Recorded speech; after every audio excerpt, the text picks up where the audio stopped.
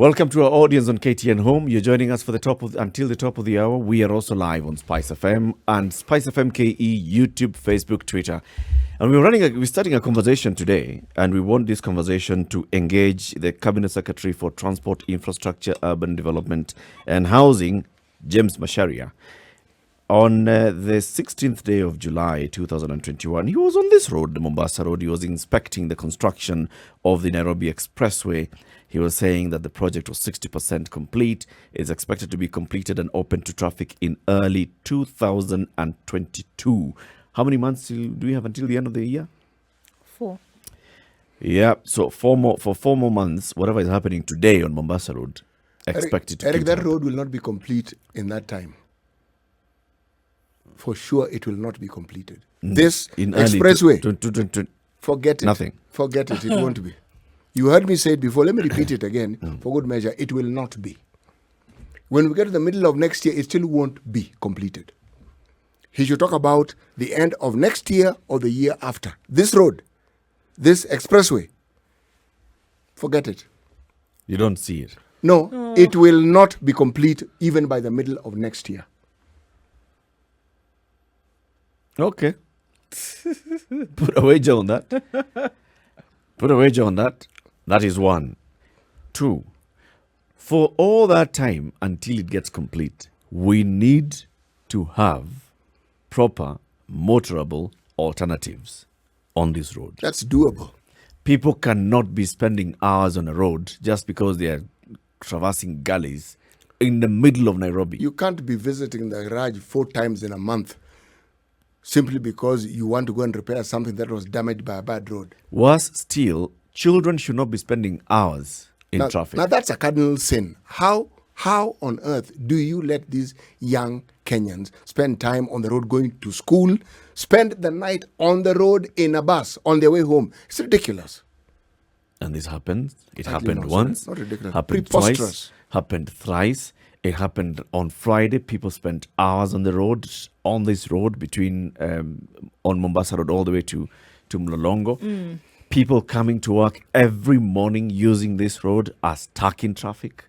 And a cabinet secretary and principal secretary and the director general of Kenya National Highways Authority and the project manager and the person who's in charge of roads in Nairobi City County and others are sitting comfortably, going to work and using sirens to come and inspect the traffic, the project. And they don't know this. They need to know this. And that's why we're saying this morning, complain. Are you stuck in traffic today? Yes. Let the cabinet secretary know where you are. At James Macharia _, that's his Twitter handle. Tweet and tag him at James Macharia _. Tag us as well at SpiceFM KE, because this conversation must happen until he just has the decency to apologize to the people who are suffering on the road and take action. It's a job that should be done. Yeah, sure. And this is the thing. I think that is the painful thing, that there's something that can be done, but just because of the lack of consideration of the people who continue to suffer on these roads on a daily basis, then nothing actually is done. And it's not rocket science. And I keep saying, even this rocket science, there are people who went with rockets to the moon. They were able to figure this rocket science out that we keep saying. So this one, you can actually also figure out the alternatives that we are talking about. A passable road so that you can decongest this situation is actually possible. It can be done. It just needs to be done. We've asked for this since last year. Perhaps we need to be a little kinder. If what we are asking for is beyond the capacities of these people whom we have mentioned, there are many other Kenyans who can actually do this job quite well. Perhaps it is time for them to seek alternative engagements, Lighter duties, and leave these duties to people who are not only willing and capable, but will ensure that these things are done, and not talk to us and talk at us as though we have some addled minds and we can't figure out what's going on. These ones are worse. They're not even talking. You suffer. Are you stuck on the road? Regarded. So you die. You're not regarded. You're supposed to be coming from the city. You're going somewhere else and all traffic is diverted. However you're going to figure it out, that's really up to you. It's your problem. It's not being considered. And I'm saying that's what the painful thing is. It's not, oh, okay, maybe they'll get through it today. It is that it does not even come into the consideration of these minds to say, okay, what is going to happen? The person who's carrying his or her goods to market and is sitting in traffic for 4 hours on bus road, does it even make sense? Fresh produce spoiled before you get where you're going. Children supposed to be in school. They are the time where they're supposed to be productive, maybe doing some kind of review at home. It's not happening. They get to school tired. They leave come back school home even more tired. More tired. Change of government. Let's talk about alternative leadership then. All right? Yes, let's talk about alternative leadership. NARC Kenya party leader Martha Karua joins us on the line. Good morning, Martha. Morning. Sorry, we have taken a bit of to get annoyed. ourselves riled up before we brought you into the conversation. But look, it's something that even you, I'm sure, would have something to say. I think so. I don't think we have figured out how to make it easy for everybody to travel from home to work and back and to move around town. We all see it, including the cabinet secretaries, like it is solved itself. I'm now seeing on Thika Road, them doing, I don't know whether bus stops for the rapid bus. Yep. That is now constricting the road because from 3 lanes to 2. Yep. So this, instead of decongesting, will again congest. And I'm looking at the sides of the road and seeing space where they could have brought that without interfering with the existing 3 lanes.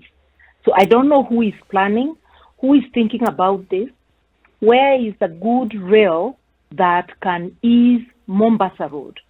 Because good rail transport would ease Mombasa Road. So it's just crazy. It's a lot of, stuff that we talk about on a daily basis. We talk about this here. We bring in the CSs, we bring in the principal secretaries. It's all talk. And all of us as Kenyans, now we need to raise this voice collectively at James Macharia _ As a cabinet secretary, tag him, let him know that no, we cannot continue like this for much longer.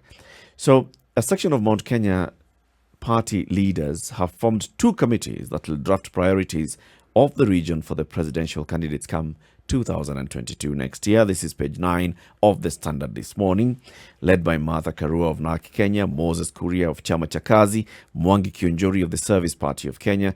The leaders maintained that they will endorse a leader who will accept to deliver priorities of the region. Ms. Karua explained that one technical committee will list the priorities of the region, while the other will mobilize social, political, religious, opinion and business leaders, which will give rise to the Limuru 3 meeting. She said they are urging leaders of various political parties with a presence in the region to join them to solidify and consolidate their say, be it ODM, Jubilee, UDA, whoever. The meeting took place in Thika and it brought together 6 political parties in the region and an association of former councillors. They resolved that they will abandon their preferred presidential candidates for the sake of the unity of the region. Martha Karua, when we first saw the meeting, the first meeting that you addressed, yourself, the 3 MKs, Martha Karua, Moses Kuria, Mwangi Kionjori, talking about Mount Kenya, MK. I was among the first people who actually, among us, I said, all right, so we have the One Kenya Alliance. Now we are seeing a formation of the One Mount Kenya Alliance, or MOKA.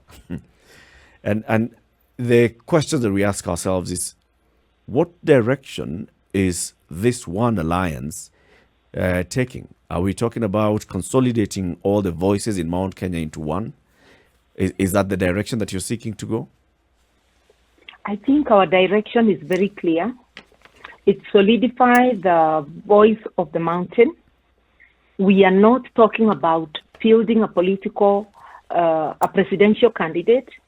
We are not talking of who to support, but we want to come up with a menu, which then each candidate who wants the vote of the mountain will look at our menu and tell us whether they will be able to fulfill the things we want. We want to put our wish list, if you like, but after consultation, so that people can then go to their parties of choice, to their candidates of choice with that wish list. and they say these are our demands. And we will then caucus and see which formation accepts what we are saying. Yeah. Okay, I think when we saw this, Martha, I think that there was a general assumption that, it's a formation of another, coming together that would then field the presidential candidate. And so all kinds of questions arose from that. So are you saying essentially that it is then the considerations of the people of Mount Kenya that has now formed this as another group to then make demands of whomever a presidential candidate will be, regardless of where they come from? So this is purely for the people of Mount Kenya?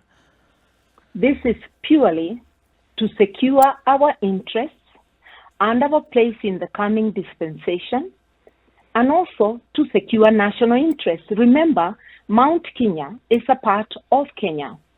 Our interests are intertwined with the interests of Kenya. If it's the issue of peace, human rights, the economic interests, the issue of how resources are allocated fairly. Those are issues that, even though they affect our region, will affect the rest of the country. So it's to secure regional and national interests, and to help us join the conversation with one voice on those issues. But it is not to limit the choice of people on their preferred presidential candidate. And that's why we say, irrespective of political affiliation. But when you say one voice, Martha, I begin to wonder, is it really possible to get one voice coming from this region? Already, there is a voice that says he was anointed as the voice of the region, and this is Speaker Justin Muthui. There are others who... Sorry? He is part of us. He's part of this. He was absent with apology, yes. And then there are other leaders. It doesn't affect his spokesperson business. Even with a spokesperson, you still need to come together and agree these are our demands. So we have Speaker Justin Muthui. We have other party leaders. For example, Usawa Kwawote Mwangi wa Iria was also not present. And we've seen him also saying, okay, these formations that are coming up are a waste of time. He is entitled to his view. We are entitled to ours. So let everybody express their rights and respect the beacons where the rights of others begin. It's as simple as that. And that's what I meant. And you asked a question whether it is possible to have one voice. Yes. This, we are free to express our opinion, and therefore there will be dissenters. It cannot be unanimous. That is not possible in any part of Kenya, in any part of the world. But you can have a good majority backing those demands. So we are looking to bring in as many as we can, and the people of Mount Kenya as well. And it is resonating very well on the ground. So, Mheshimiwa, do I hear you to be saying that the efforts that you're making, the aspirations that you have, are to bring in more support, and support here perhaps other dissenting voices, people whose parties or who as individuals have a following, so that when you then speak, it will then be stated correctly that you actually are representative of the people or the voices of the majority of people in central Kenya. Is this what you're heading towards? It is not a personal initiative. It's a forum for Mount Kenya leaders. So it is not Martha Karua, Mwangi Kiujuri, or Moses Kuria. Part of the things the technical committee will be doing is formulating rules, including leadership of the forum. So those are issues to be put on the table. Having called out the meeting doesn't make us the leaders, the perpetual leaders of the meeting. We are just part of the Mount Kenya leadership. So this is not for individuals. It is for us collectively. There are those that say that it's perhaps because it appears as if there's no strong Mount Kenya representation in the coalitions that are being formed. in One Kenya Alliance. We don't have a strong Mount Kenya leadership. When the president was meeting with the One Kenya Alliance and ODM, there was still no strong presence of Mount Kenya leadership. That now what you're doing is you're coming together as the political leaders of this region to sort of create your own bargaining power, to give yourselves leverage. Not ourselves as individuals, but to give the mountain leverage. If we are scattered all over and we have no plan on how to move forward, then we are leaving it open for people to come and impose themselves. Mswahili anasema ukikosa kujipanga utapangwa. Hatutaki kupangwa. Tunataka kujipanga. The three parties that we hear of coming together in the discussion aren't the only parties that exist in the Mount Kenya region. What I want to know is... There are now 7 parties, not 3. Oh, there are 7. No, I said the 3 that we have discussed in this forum. Not that they are, but thank you for the correction. Yes. What I'm saying is, what numbers do the 7 parties actually command? This forum is not for that 3 or 7 parties. It remains open. It's a new forum. We have the outreach committee to bring up leaders, parties, formations. And if you remember yesterday, Governor Kiraito issued a statement in support of the forum. So many people are coming, and it's going to remain open, even to those who may now talk disparagingly of the forum. Tomorrow, when they feel the support on the ground, they're going to be joining. So the doors are going to remain wide open. It's not just for parties, but we started with party leaders and leaders of formations. We had the association, National Association of Former Councillors, the Kiambu chapter, and the National Secretary who is from Meru. We're going to continue having these groups. We had the Mount Kenya Council of Elders send Dr. Karua and also the GEMA with a message of goodwill. So really, people are coming, and we are going to continue enlarging until the mountain thunders. Everything that I hear is appealing to the ear, but it's aspirational. Now, while I say it's aspirational, I am thinking there already exists a conglomeration of parties called Jubilee, and this has been representative of that region, the Mount Kenya region. So where will you stand with Jubilee? How will you relate to Jubilee? Jubilee is invited. All political parties, whether Jubilee, ODM, all political parties represented and having a presence in Mount Kenya, including UDA. So we are saying, let everybody come. Let's agree, because there are residents of Mount Kenya who are in these parties. Let us agree on our common agenda, which we then can market and make demands on our formations of choice. I think when it comes to choosing the next leader. You know, I actually like the aspiration, and I think it's a good one, politically speaking, of course. But if I look at the reality of the move, it is almost akin to depleting the numbers of these other parties who may want themselves to have the same sort of presence that you have in the Mount Kenya region. I think that's your view. You're entitled to it. But remember, even as political parties within the forum, we will also compete for space in Mount Kenya in the election. So my view is totally different from yours. This is unity of purpose. The purpose being our common interest. After that, we are all free to grow our parties within the mountain. We are all free to vote for presidential candidates of our choice. We are not limiting the choice of the people of Mount Kenya, but we are elevating our interests and solidifying them. Martha, what are some of these interests? What are some of these interests that you're talking about? I mean, have they already been articulated? Are they things that are going? And also, are you hearing from the wider population of people who make up this Mount Kenya, or are they coming from particular individuals such as yourself and the others who are now forming this caucus? Or is it the wider population who are clamoring for some of these interests to be heard? Let's go back to yesterday. We formed a committee, a subcommittee, which will lead on what issues are we talking about. And after those issues are put together, we will have a plenary with many more people.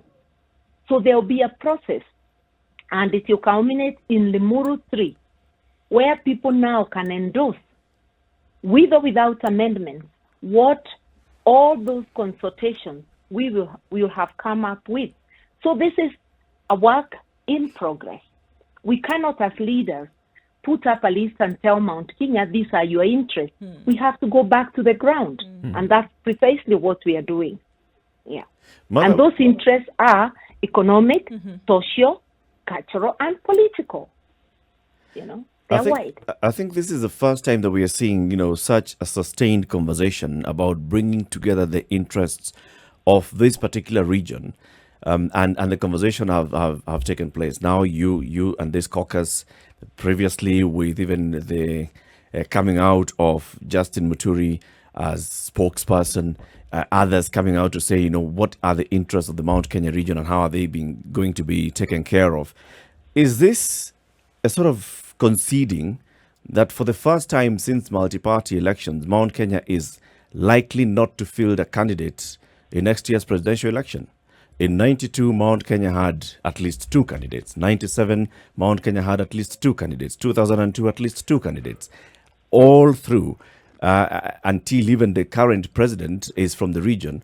But this is a time when we are seeing it's as if Mount Kenya is coming together to say, we want whoever becomes president, whoever becomes a presidential candidate to come and negotiate with us on how they're going to take care of our interests. Are you saying that it's likely Mount Kenya is, for the first time in a long time, not going to have a serious contender?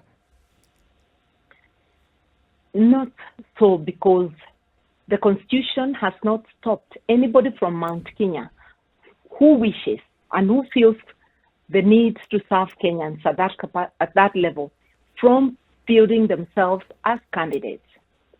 But whichever candidate, whether from Mount Kenya or from any other region, we will have to take care or to take into consideration the interests of Mount Kenya. And we've always had a caucus on what our interest and direction is in every election.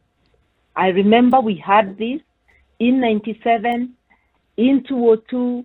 There are always caucuses within a caucus. And Mount Kenya is not special. We have seen people in Western caucusing. We have seen people in Nyanza caucusing at the coast. We have seen people in all regions of Kenya caucusing. But when Mount Kenya caucuses, it raises temperatures. Why do you think that is so? I don't know. There are some that have said it's some sense of entitlement. Because we are just as entitled it's as if the leaders of this region other... come and say that we have the numbers and so you must come and negotiate with us. We are as entitled as any other Kenyan. Those in Western are putting up their demands. Those at the coast are putting up their demands. Pastoralists put up their demands. Are we trying to say that the people of Mount Kenya are not entitled to put their demands? I think we are saying we are equal to any Kenyan, and therefore, when we caucus together, we caucus because we too have a stake in this nation. And we are not going to be cowed not to put up our needs. Because what I hear you saying is because your numbers are high, please keep quiet, lie low. No, we will exercise our rights just like any other Kenyan, and we will participate in nation building just as any other Kenyan. And that's why we are saying regional interests intertwined with national interests. Mount Kenya is not an island. Our needs are intertwined with the needs of the rest of Kenyans. Mheshimiwa, you're absolutely right. You are absolutely right, and the Constitution supports you 100%. I support that view as well. But there's this small matter when it comes to politics about the optics. That region has produced 3 presidents. And the way politics is viewed and the way Kenyans view politics is that when you have had 3 presidents, optics, not reality, optics, are that this region has received more favor than other regions, even if that isn't the case. So when we're talking about politics and we are talking the reality of politics now, there is the question which the president himself brought to the fore of saying, let other regions also present a candidate who might be the president. So it's within that context, I think, that Eric was saying that when one looks at it, there are these discussions that have been ongoing and there are these discussions that have been there. It's just a discussion within the political realm. Me and you and every leader have a responsibility to steer conversation responsibly, telling people that because a region has produced a president or 3 presidents, they should cede their rights is totally wrong. What advantage has Mount Kenya had because of producing 3 presidents? Is it the road network? Is it our schools? What advantage? Those are the things we should be looking at.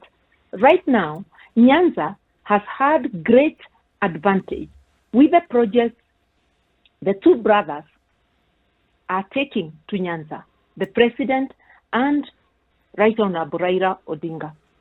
I have traveled Kenya and I know road networks in other parts of Kenya are better than in my place. You know, not the whole of Kenya, but in some parts.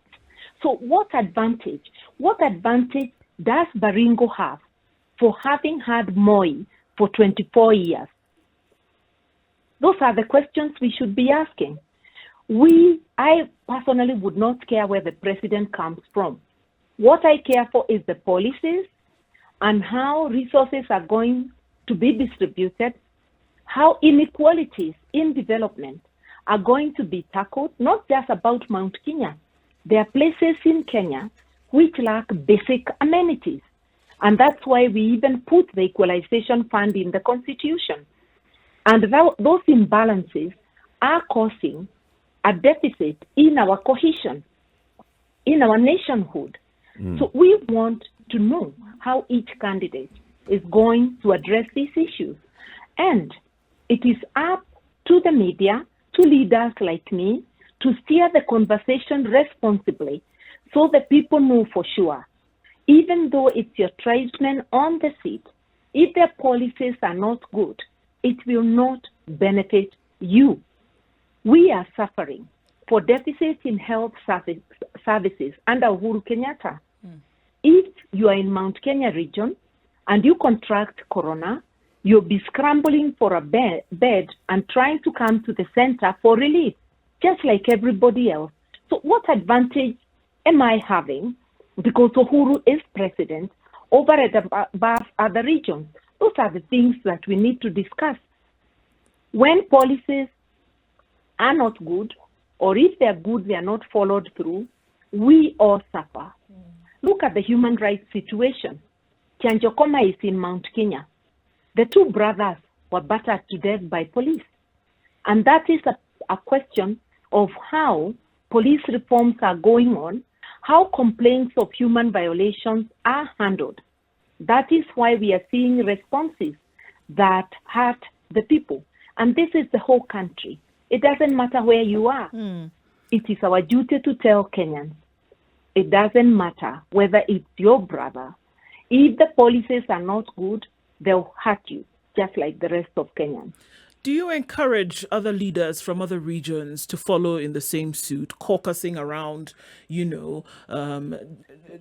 interests? Do you encourage others to do the same thing and say, you know what, form this around your area and make your desires or make your considerations known so that regardless of who you choose as a national leader, they will have this from each and every area? Do you encourage that as well?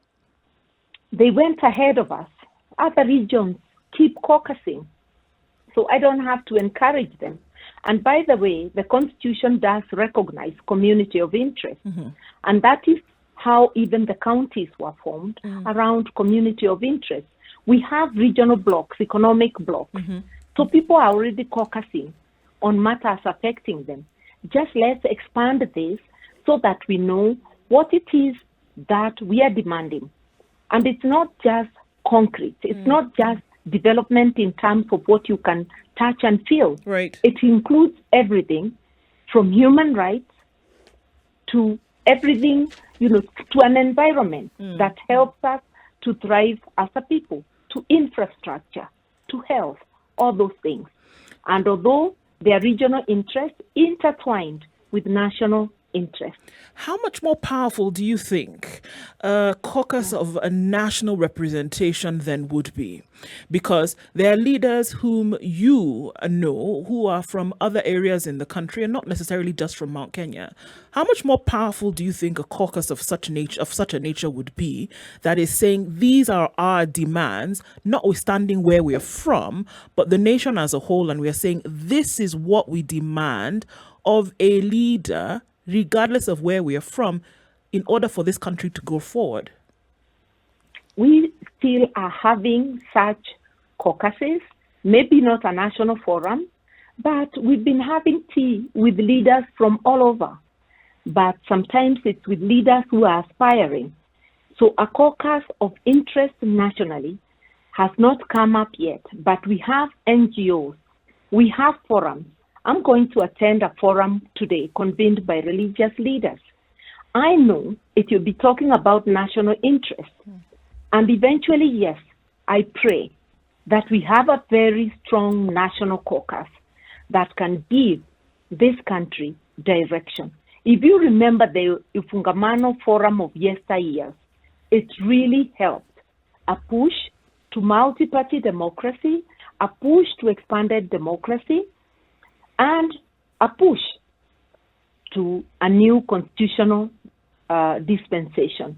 So having regional caucuses is not a contradiction to having national caucuses. And those regional caucuses can input to the national caucus. Martha, I'm trying to remember, and I think you can help me with the numbers. From the 2017 general election, what number of registered voters are we talking about when we talk about Mount Kenya region? I can't give you exact numbers, but it could be anywhere between 6 and 8 million. 6 to 8 million of the 17 million or so registered voters. Yeah. So that's close to, 50%. I don't think it can be 50%. It's above, it's it 40. Should be less than that. It's around That's 40. why I said about. Yeah. It could be, but I have not sat down to take the actual numbers. Remember, today, we have to look at the voters register. And the voters register today may also not tell us exactly, because when they open the recruitment, things will change. But roughly speaking, it could be anywhere between 35 to 40. And this is where I'm conflicted, Mother, because I'm looking at parties that are national in nature. NARC Kenya, for instance, is a national party. You have championed this party as a national party. You have said this is a party that represents the interests of everybody countrywide. Now, when leaders such as yourself and the others from the region come together and they say we'd like to caucus and push the interests of this region that represents about more than a quarter of the voters, and then we say that we are going to push for equality and make sure that there is equity and resource mobilization and resource distribution that goes countrywide, that's where I'm finding the conflict within myself. Because here is a group that represents over 25% of the votes going to negotiate and saying that another group that represents about 5% or 1% or 2% should also go and negotiate. Obviously, the 25% is going to get more. So when we talk about push for equality, we're already starting from an imbalance. The fact that you are more or less doesn't take away your right to negotiate. But we don't negotiate blindly. We negotiate within the context of the nation and within the constitutional context, I have raised with you issues of inequalities which affect very many areas of Kenya, and especially the marginalized areas, the areas that have been marginalized before. And therefore, we are conscious that even as we talk about our issues, we have to look at it within the national context. And do remember that I have told you, yesterday I was in a regional caucus.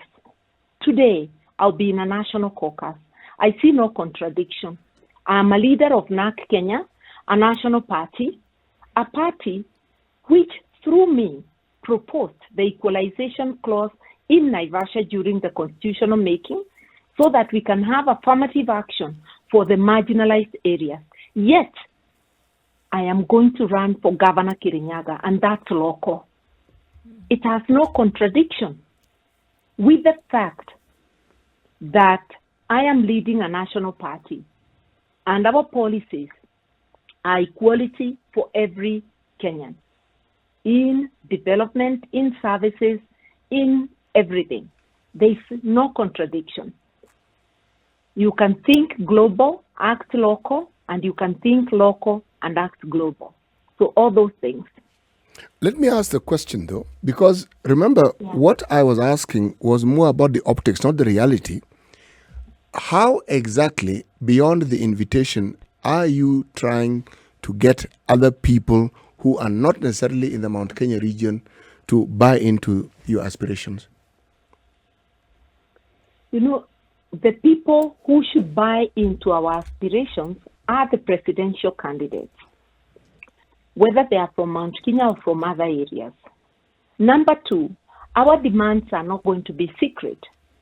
So if any Kenyan feels that they are oppressive to them, they'll be entitled to speak out, and we will listen, because Mount Kenya is a part of Kenya. It's not an island.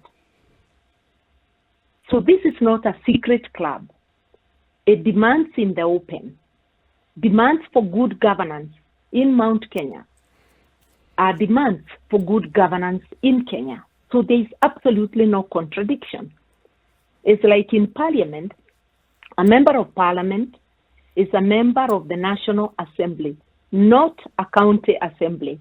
Yet, they will articulate the needs of their constituents within the context of the National Assembly and the national needs. No contradiction whatsoever.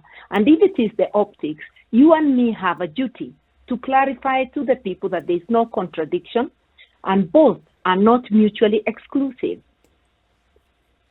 So what next in the caucus? So you formed two technical committees that are going to sit and then report back to the general caucus.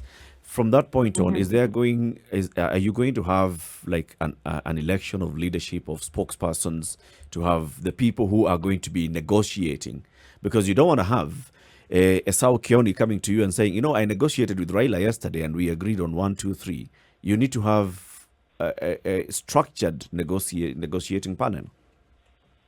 Leadership issues are going to be tackled by those subcommittees.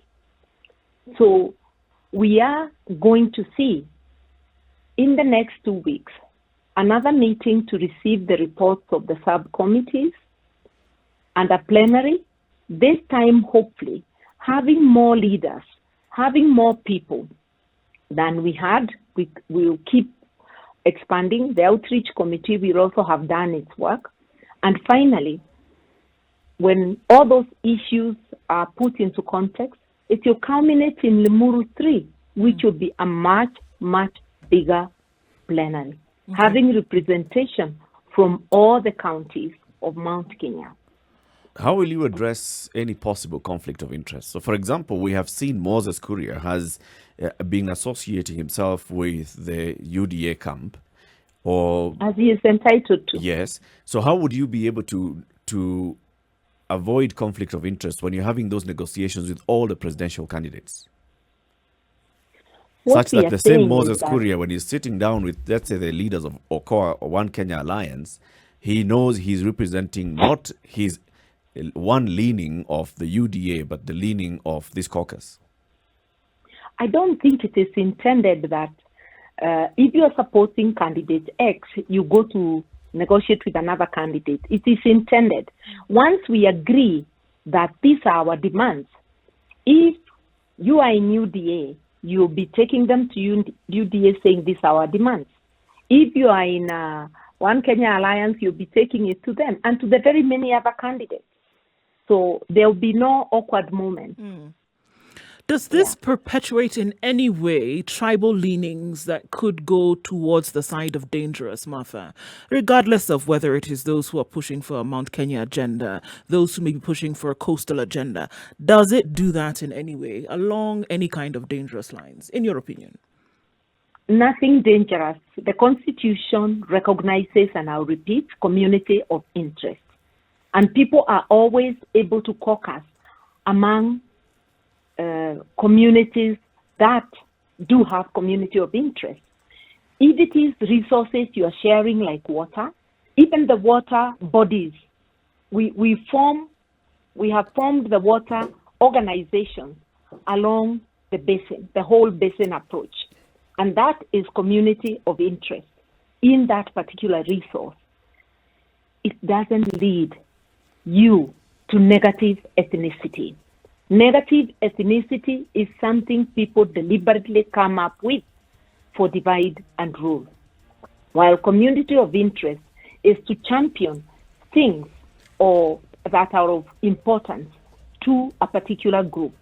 As women, we have caucuses.